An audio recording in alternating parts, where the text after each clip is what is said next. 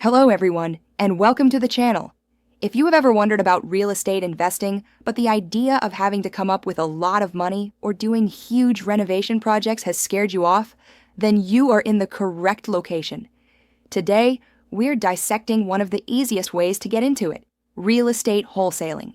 In short, wholesaling is all about making money on a real estate transaction without ever taking title to the property. Sounds wonderful, right? Let's see how it actually works. So what produces this magic? It boils down to a simple two-step process. First, you find a motivated seller who needs to sell the house in a hurry and get it under contract at a highly discounted price. This is comparable to the A to B transaction. You are B, the wholesaler. Now you don't even buy the house. Instead, you now have rights to that contract. Step 2. The B to C transaction. You find a real estate investor, cash buyer, and you sell him or her that contract for a fee. Your worth is your speed. You find the off-market deals, lock them up, and flip them over to investors who will close fast. You are the matchmaker, and you get paid a finder's fee for introducing them. And then, in order to be good at this, you have to stand on 3 pillars. 1, you just have to know the local market the back of your hand. This is not learning the names of the neighborhoods. This is being able to make an intelligent guess at what a house will sell for after it's fixed and how much fixing it will cost. 2, you need to have a continuous flow of deals. That requires having systems in place to find those motivated sellers that are not on the public marketplace. And 3rd, you have to be fast.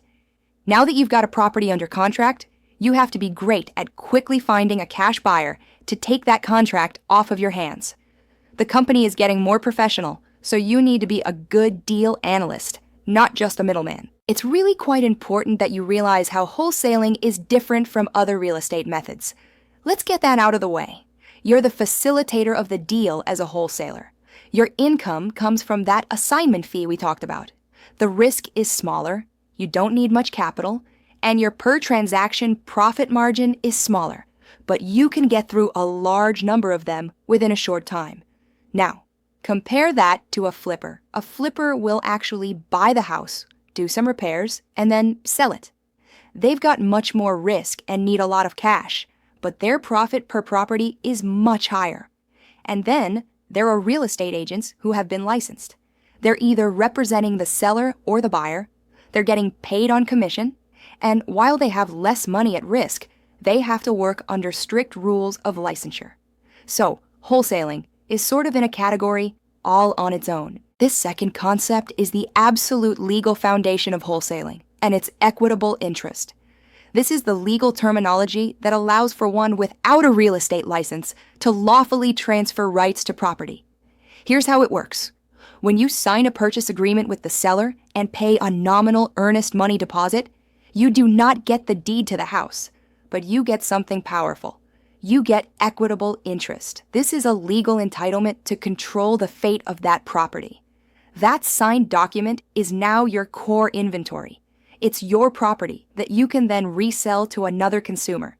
Without this assumption, wholesaling would not be possible. All right, let's talk about the most important slide in this entire presentation, ethics. Ethical wholesaling isn't something you add on. It's a necessary necessity to stay out of legal trouble and build a good reputation. The answer is absolute transparency. You simply have to tell everybody who's involved, the seller and the end buyer, exactly what role you're going to play. You're an investor, you're going to be assigning this contract, and you're not your typical home buyer. You must seek win-win agreements. Yes, you do need a discount deep enough to make a profit, but you never, ever take advantage of a desperate seller. And you must document everything. Document all your disclosures. This isn't about being the good guy. It's your best defense against regulatory enforcement. Well, finally, you're ready to get started. Phase 1 is all about deal sourcing. The key to your business is discovering off-market properties from eager sellers. We're discussing individuals who need to sell quickly due to a divorce, inheritance, foreclosure, or some other dire circumstance. They place a premium on speed and convenience over receiving maximum dollars. Your target is to locate properties for at least 20% below fair market value. In order to accomplish this, you must become an expert in your marketplace. you should have some sense of what markets are hot, how long homes sit on the market, and what rehab costs are per square foot. When you find a potential deal, you need to know what it is actually worth. That's where the after repair value, or ARV, comes into the picture.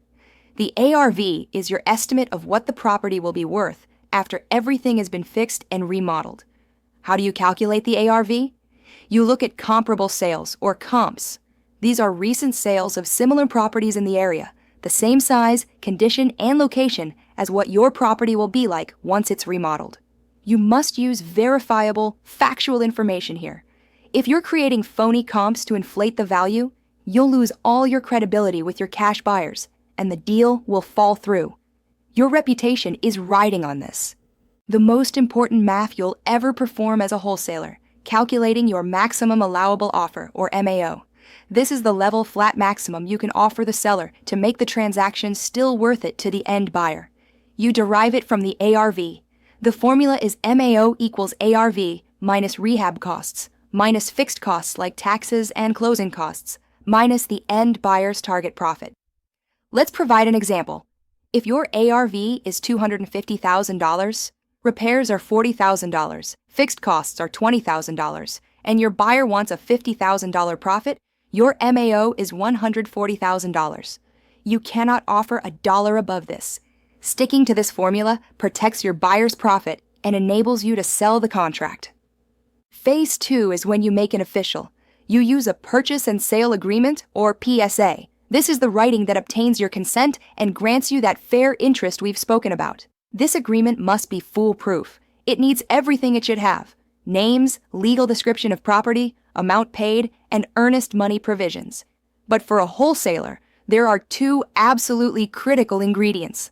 First, the assignment clause, which we will address next, and second, protection clauses for you, including inspection contingencies that enable you to back out if you find major problems without losing your deposit. It's so important that it has its own slide. You must have an assignment clause in your contract. This is the exact wording in which you can assign the contract to someone else legally. Without this, you are not allowed to wholesale the deal. A typical clause will say, the buyer may assign its rights in this agreement. But here's the trick. Even if you assign the contract, you can still be held in default if your cash buyer defaults. So that sentence must be phrased just so, which is why it's a wonderful idea to have an attorney copy edit it. If finding deals is the lifeblood of your company, then your list of cash buyers is the loans that bring it to life. This network is your best asset. Cash buyers are quick closing buyers who can accomplish it without any bank delays, usually in 7 to 14 days, and buy properties as is. So how do you find them? Go to real estate auctions, attend local investor meetups, and network online. But don't just collect names. Qualify them. Find out what kind of properties they're looking for, where they purchase, and that they've actually purchased something in the last 6 to 12 months. Then segment your list so you're only sending relevant deals to the right people. This will build trust and get your deals selling fast. This is a pro tip that'll give you a tremendous advantage.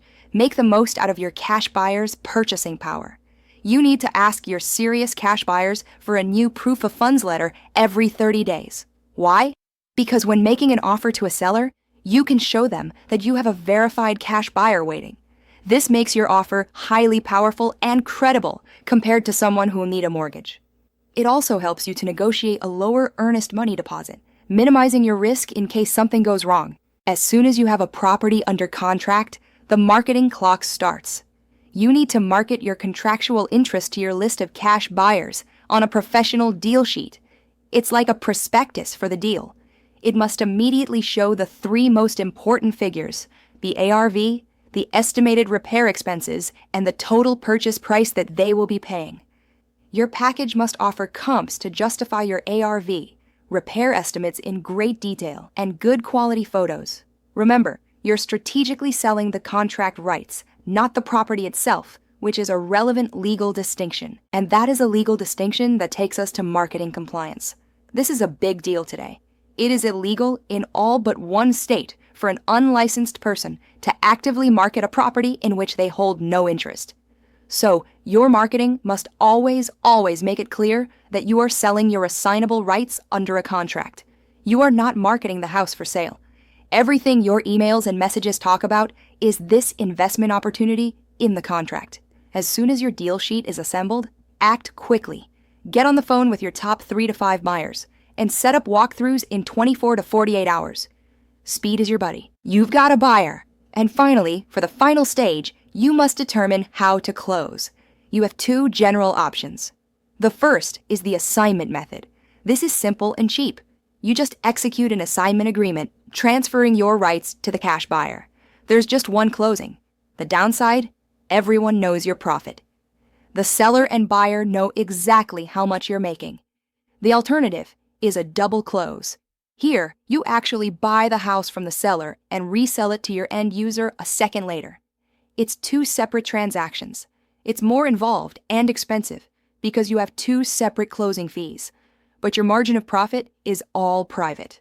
So how do you choose? Let's make it simple with a simple matrix.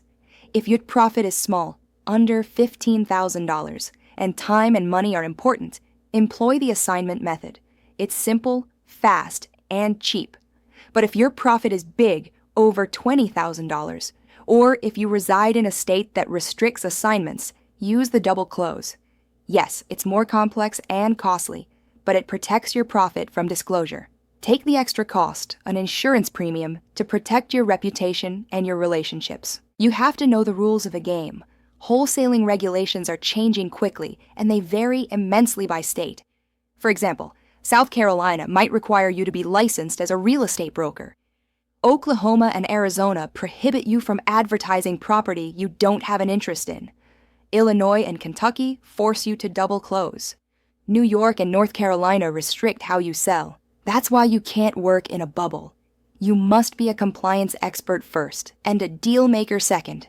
You must also know local law. Because of the complexity of the legal environment, you can't go it alone. You must have a professional team. Number 1 is an experienced real estate attorney who knows local wholesaling laws. They will draft and review your contracts so you're covered. Number 2 is an experienced title company or escrow agent. They are required, especially for double closings, to handle the money and documents and make sure everything goes along quite well. These are not discretionary expenses. They are business insurance necessities. All right, let's wrap this up with the biggest lessons to your success. Number 1, financial discipline is critical. Adhere to your MAO formula. Your credibility is on the line. Number 2, make compliance an insurance policy. Be honest, reveal your role, and sell contract rights only. Third, be clever with your closing method. Use a double close for bigger deals in order to keep your profits confidential. And finally, add a professional team. Your title company and your attorney are not costs. They are the foundation of your business. Modern-day wholesaling is a know-how profession. Master the skills, follow the rules, and you can build an incredible business. If you like this video and wish to proceed with your real estate learning, then subscribe to the channel and hit the bell so that you can know what's in store next. To keep your momentum rolling, I've chosen another video for you that will help you in your investing journey. You'll see it right here on the screen. Just click it and go ahead and learn some more. Thanks for watching. I'll see you in the next one.